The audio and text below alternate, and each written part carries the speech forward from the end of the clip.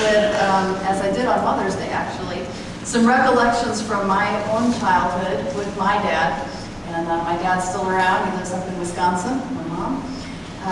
But here's just a couple of things. And in addition to this being kind of a theme of me and my dad, also you'll hear this theme of get real, which is what we're going to talk about today. Be genuine, be authentic, be real. And so the first one, when I was a very little girl, I remember my favorite sight in the whole world was my dad sitting down. Because when a dad sits down, there's a laugh. And I loved the thought of climbing up in my dad's lap and curling up for as long as I want, and his arms around me. And you know, when you're a little girl in your dad's lap, the whole world could fall apart and you know you're going to be safe.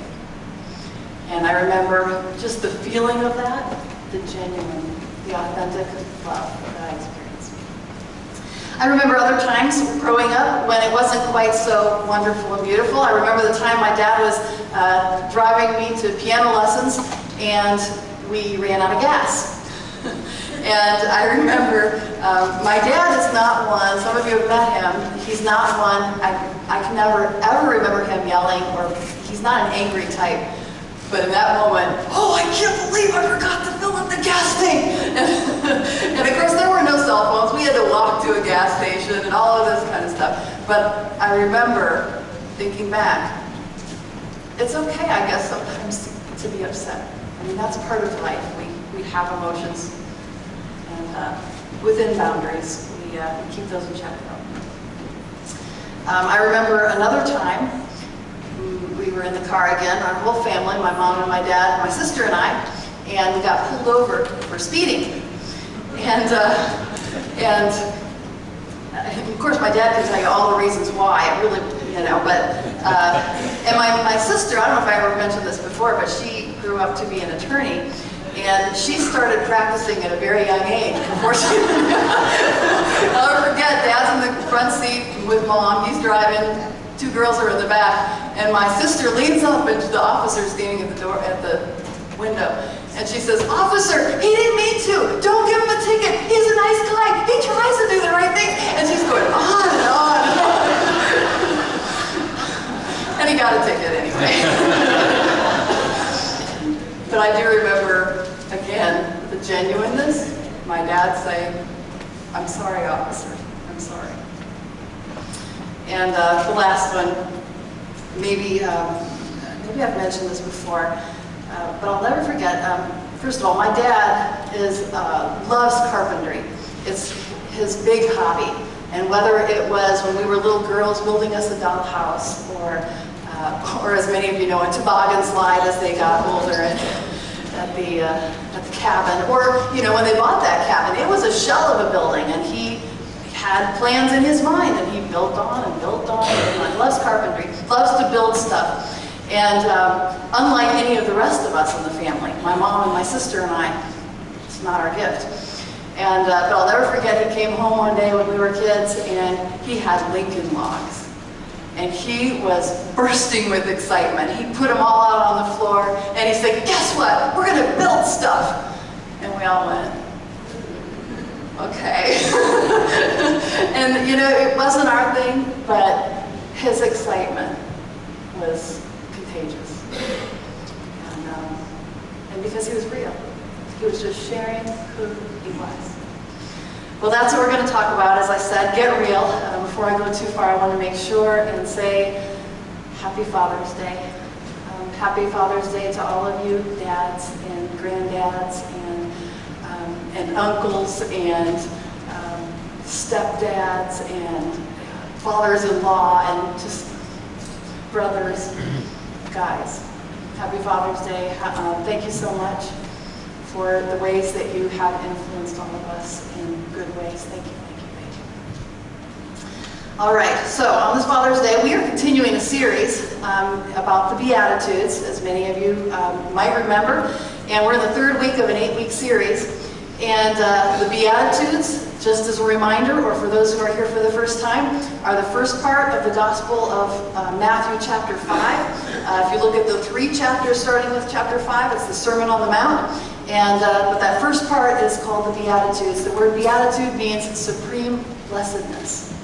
As soon as you know that, it makes sense that you call this passage the Beatitudes, because it says, Jesus says things like, blessed are the poor in spirit, and blessed are those who mourn, and blessed are the pure in heart.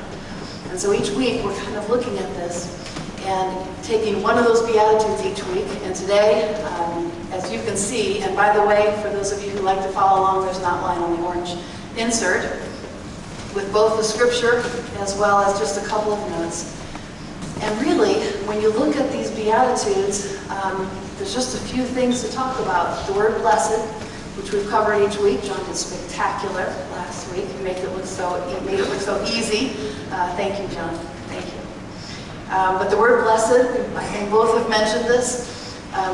Blessed could be translated as happy, or as at one with the heart of God, or maybe near to the heart of God. And really what Jesus is saying when he said blessed, and then fill in the blank with any of those lines, he's saying this is where real happiness is. We like to pursue something from very little. We're looking for something. And we try to fill it sometimes with all of the things of the world. We look for the right possessions. We look for the right car. We look for whatever. And Jesus is saying, no, here is what you're actually pursuing. This is blessedness. And so this turns it all upside down, and this is what we're looking at. So when we look at what it is we really want in life, Jesus gives us the answer right here. So for today, it's blessed are the pure in heart. What is pure in heart? That's the real key question for today. You might think, if you think of pure, you might think of perfect, sinless, right? Although Jesus had plenty of people during that time that could tell everybody how sinless they were. They were the scribes and the Pharisees and the Sadducees, and they loved to stand up and say, look at how great I am. See all these laws that God has, and I do every single one of them. I'm good. I'm holier than thou. I'm awesome. And Jesus had harsh words for them. He said things like, woe to you, scribes and Pharisees. You're like whitewashed tombs. You look good on the outside, but inside you're like dead bones. And so Jesus is not saying, when he says pure in heart, make sure your image is right. He's saying work on what's in the heart and share that real heart. Share it authentically, genuinely, be real. That's really what he's talking about. So we're going to look at just a couple of ways that we can think about what it looks like to be pure in heart. And I just wrote down 3 things here. First one is listen up. Listen up. I think I have time for this little story. When I was visiting the jail this week, I went to the 2nd floor, and I was looking out because I had to wait. If you go on the 2nd floor of the building where the jail is, there's a big glass wall. And so I was sitting there and I was waiting. And I was looking out the wall and out the glass window, and you could see Paint Street from there. And then I looked, and there's a roof that comes down right there, and it's like at your feet while you're standing there. And right there was a bird, and it was sitting in the gutter. And I'd seen that bird before. And I thought, what is that bird doing? And I just stood there. I was waiting, so I was just standing there. I was watching it. Actually, I took a picture of it. I think it's you guys, bird people, can tell me if this is a pigeon or not. But it was just sitting there.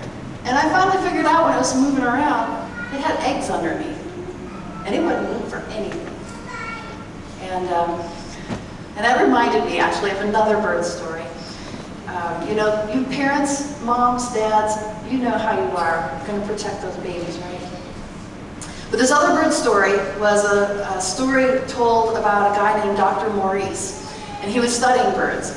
And he was particularly studying these birds called the weaver birds in South Africa. And I actually have a picture of a weaver bird as well. And as he was studying these birds, they do something very interesting. When they build their nests, they take reeds and silky grass and they build it, but then you know what they do? They put a hole in the bottom of the nest, and that's how they get into the nest. And you can you see the hole in that one? I can't quite see it from here. Yeah, can you see it? That's what they do. And so he decided he was going to do this experiment. And so he took 2 eggs of these birds, took them out of the country, and he incubated them so that they hatched, but they didn't have that nest. And they hatched and they grew up, and they had babies and they hatched and they grew up, and he did this for 5 generations. And these little birds never knew about that nest. And then he took the 5th generation back to South Africa, let them go. Guess what they did? They got the grass, they got the reeds, they built a nest, they put a hole in the bottom. And some say that when God really, it was to test instincts. Instincts are powerful. Some say that when God really wants to make sure that a truth is not aborted or abandoned, he puts it in our instincts. And could it be, and I believe it is, that God wanted to make sure that in our hearts, we never lost sight of our need for God. And so he stored that. And it's there. And you can look back however many thousands of years you want. It's always, through every culture, through every time, through every place, it's always there. And so when I say listen up, it's listen to God, because he's always speaking to us. The very first day of Vacation Bible School, I was sitting in on one of the lessons, and they said, and this was awesome, I wrote it down. They were telling the kids, and to us, listen to God, listen to people who listen to God, and listen to your heart. Because, you know, I don't know if you have ever experienced this, but when somebody is teaching or sharing or preaching or whatever, and listening to somebody else, there are times when I say, that is right. You just know it in your heart, you know it's from God.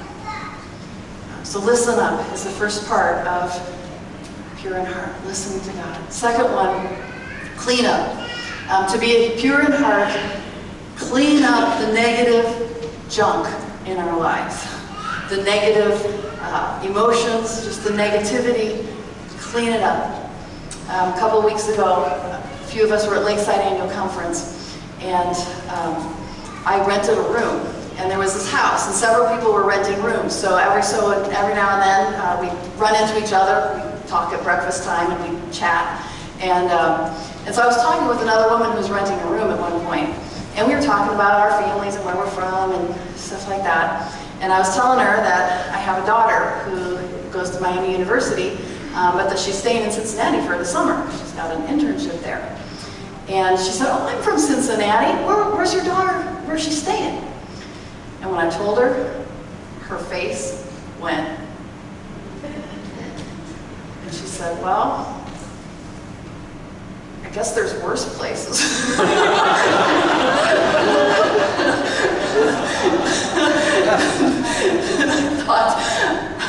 I thought, oh my gosh. And you know what? At that moment, I didn't want to worship. I didn't want to do anything. I wanted to call my daughter. I wanted to make sure she was okay, and I wanted to make sure she knew to be careful. I wanted to take care of the fear. See, the stuff that comes into our hearts, if we don't take care of it, it blocks us from seeing God. It could be fear. It could be anger. It could be resentment.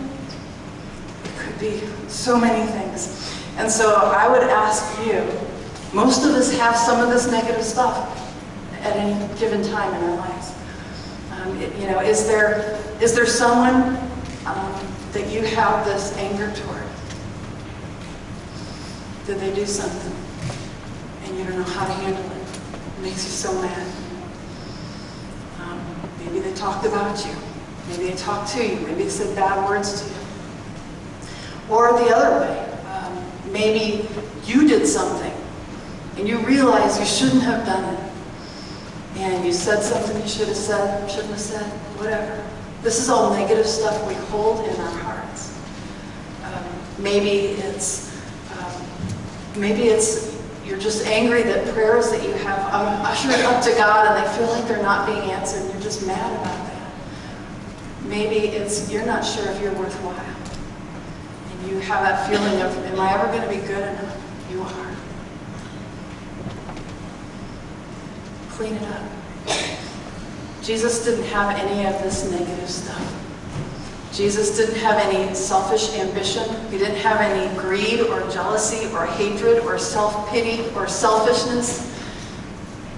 So he could see God clearly. Part of pure in heart is being able to get rid of that junk. There's a story that I ran across about Leonardo da Vinci, the painter. And as the story goes, he was painting. He was an amazing painter. Some of you have probably seen his stuff and you just don't even know it. And he was painting the face of Jesus. And while he was painting this picture, a little boy wandered by, 4 or 5 years old, wandered into where he was, and the little boy accidentally knocked over some canvases, some blank canvases. And he was in his concentration mode, and it startled him, and he just reacted. And he looked at that little boy and he screamed at him. He said, "Get out of here!" And the little boy ran. He was terrified.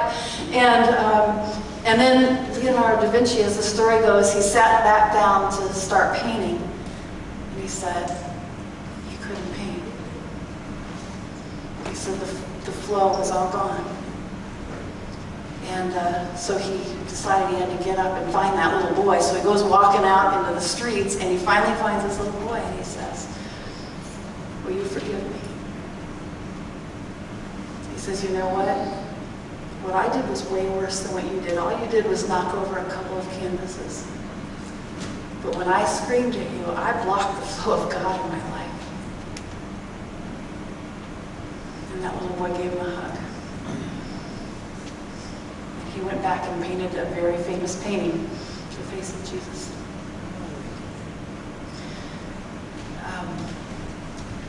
Clean up this stuff. What is it in your heart that is hurting, that is painful? Think of what that might be. Think of somebody that has wronged you. Here's something. If you actually do this, it's very powerful. Pray a forgiving prayer. C.S. Lewis once said, everybody thinks forgiveness is a great idea until we actually have to do it. And we have a powerful example of forgiveness in Charleston, don't we? I was thinking, man, if they can forgive.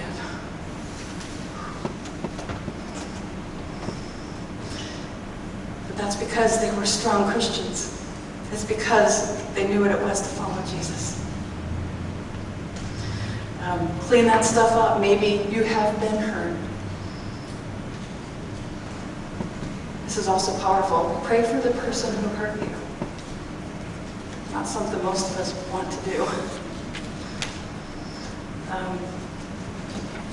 Think of someone you're jealous of. Pray for them. All right, clean it up. So, listen up, listen to God, clean up your heart. And the last one is give it up. And by give it up, I just mean give up the masks. Give up the facade. See how great I am? Just give it up, because you know what? We're not that great. We're just really not. I was thinking about children, and they are amazing. There's a quote, "Every person under 7 is completely honest. They say what they feel, they're transparent, they wear no masks, they are what they are genuine." That's why Jesus, I think, said, "Let the little children come to me, for the kingdom of God belongs to such as these." They have something that we lose somewhere along the way, adults.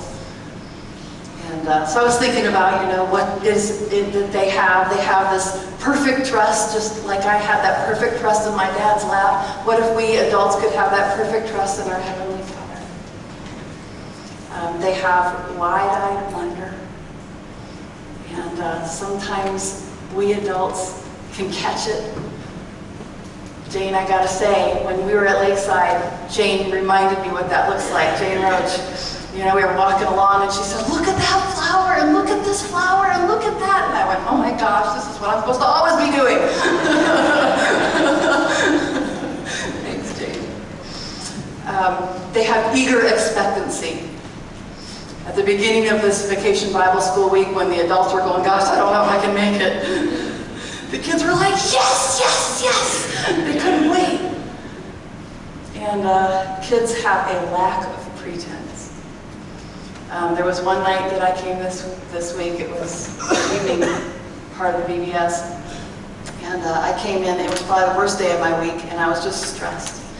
And I had a heavy, you know, you carrying the weight of the world on your shoulders, and I was stressed, and I had stuff going on, and I got to get through VBS still. And I walked in, and there were two little girls, and they were in the back, and they were dancing and twirling, and I thought, I need that.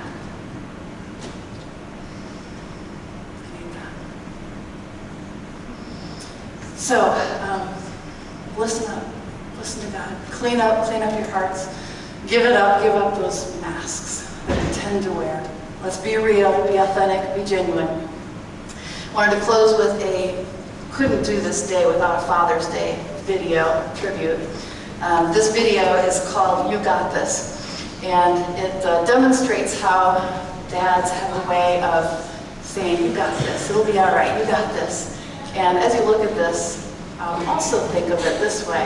Your Father in heaven is saying to you, as you think, how could I be pure of heart? And he's saying, you've got this.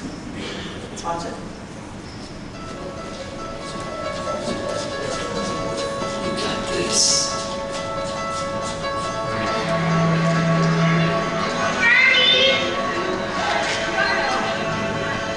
You got this. Might be good.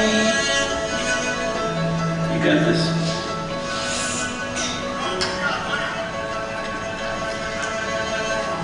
Come on! You got this!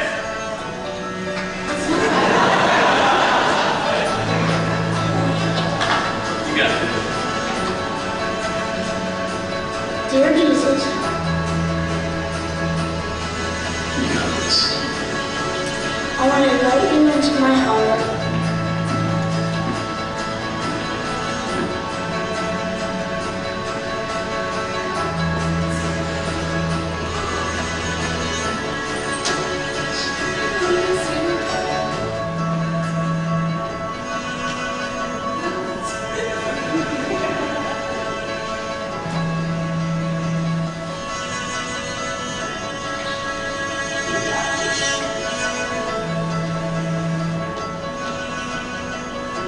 Miss Douglas, they're ready for you.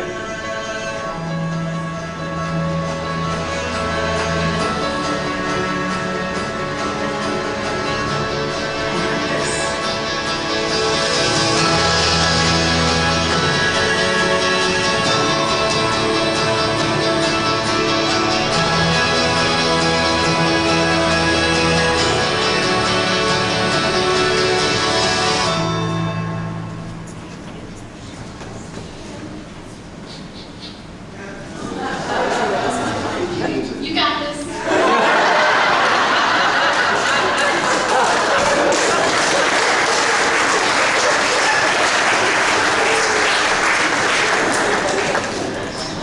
Would you join me in prayer, and then we're going to move to a time of Holy Communion. Let's pray.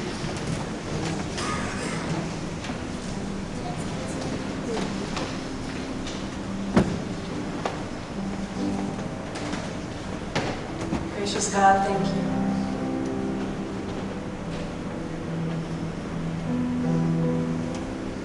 God, for all of the dads in this room, the grandpas, stepdads,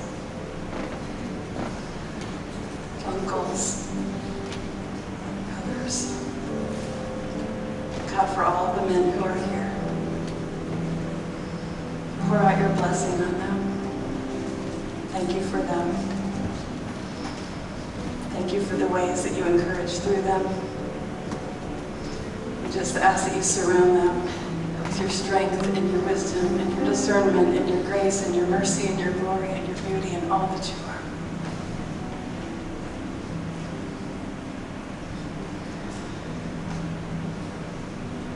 Lord, each one of us comes to you with our own experiences, our own place that we are in life right now, with our own set of struggles and hurts and negativity and problems, pains.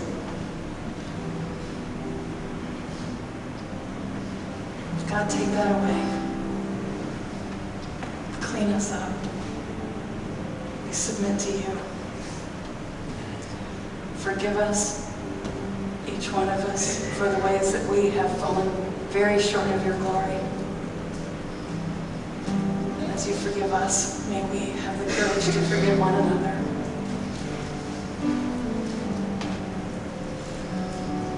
And I pray a prayer of commitment today. And any who'd like to give their lives to Jesus, just pray silently as I pray aloud.